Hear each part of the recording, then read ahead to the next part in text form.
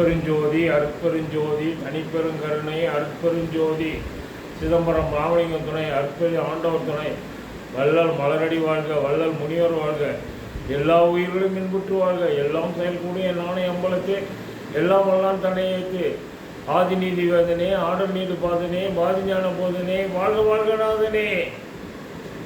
இன்று பிரம்மஞான சங்க கூட்டத்தில் 6ஆம் தேதி ஞாயிற்றுக்கிழமை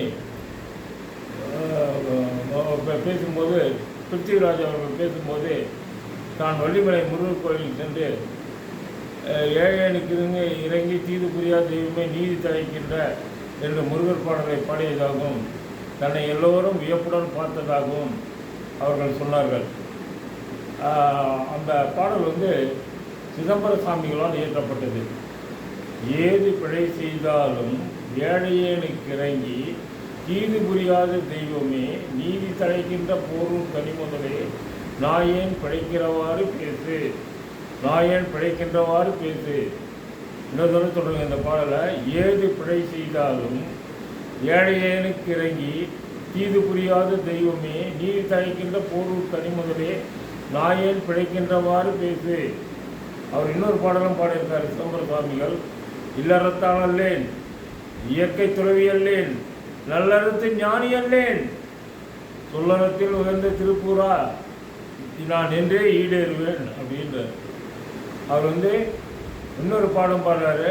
நோயுற்று அடராமல், நொந்து மனம் ஆடாமல், பாயப்படுவாமல், பாய்மியின் காயத்தை ஒரு நொடிக்குள் போக்கி ஒங்கூர் ஐயா நின் திருவடிக்கை வைப்பாய் தெரிந்து அப்படின்லாம் பாடியிருக்காரு. யார் இந்த திருப்பூர் சிதம்பர சுவாமிகள் இந்த பாடலாம் பாடியிருக்காரு. இவர் யாருன்னாக்கா இவர் உமையாம்பிகையுடைய பக்தர்.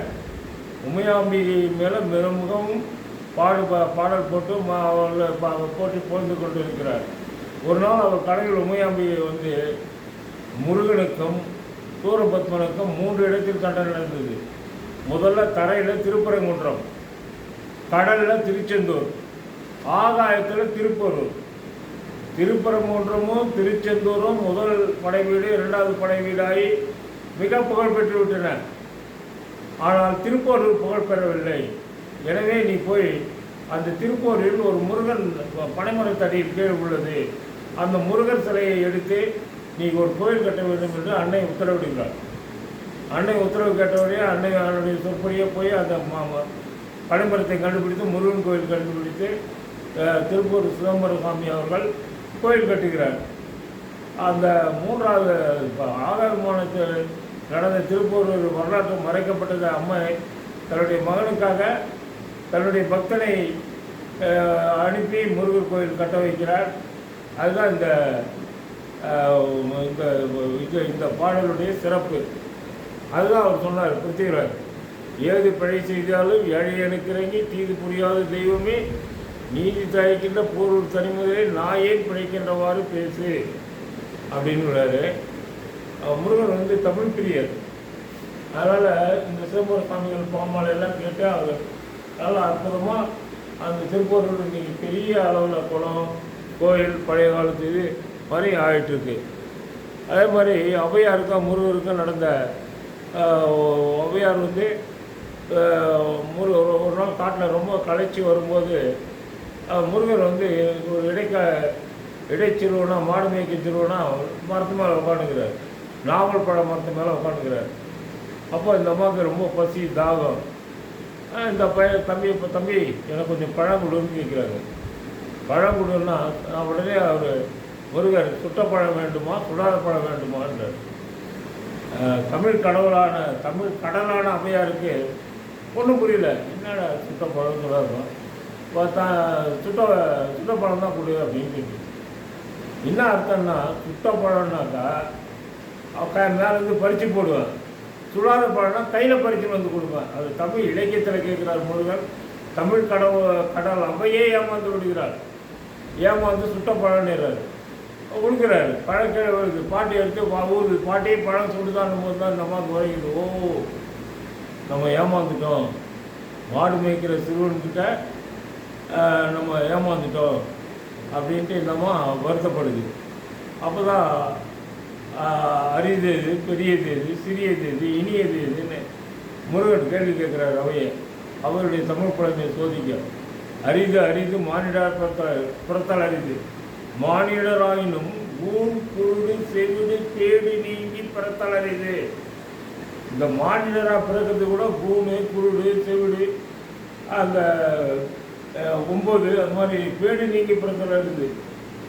அப்படி பிறந்தாலும் தானமும் தாமும் கல்வி செய்வாராயின் மாணவர் நடுவழி திறந்திடுமே.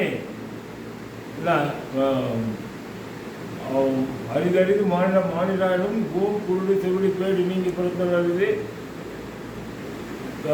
தானமும் கல்வி செய்வாராயின் மாணவர் நடுவழி திறந்திடுமே அப்படின்ட்டு சொல்கிறாரு. அதே மாதிரி இனிது இனிது இனிது ஏகாந்தம் இது, இனிது ஆதியை தொழுது, அதனினும் இனிது கற்றோர்களை கனவிலும் காண்பது தானே அப்படின்றாரு. அதே மாதிரி பெரிது பெரிது பெரிது கோணம் பெரிது, கோணம் நான்முகன் படைப்பு, நான்முகன் கரிமால் தோன்றும், கரிமால் அலைகளில் தோன்றும், அலைகளில் குறுமுனி கையில் அடக்கம், குறுமுனியோ கலசத்தில் பிறந்தோம், கலசமோ புவியின் சிறு மண்,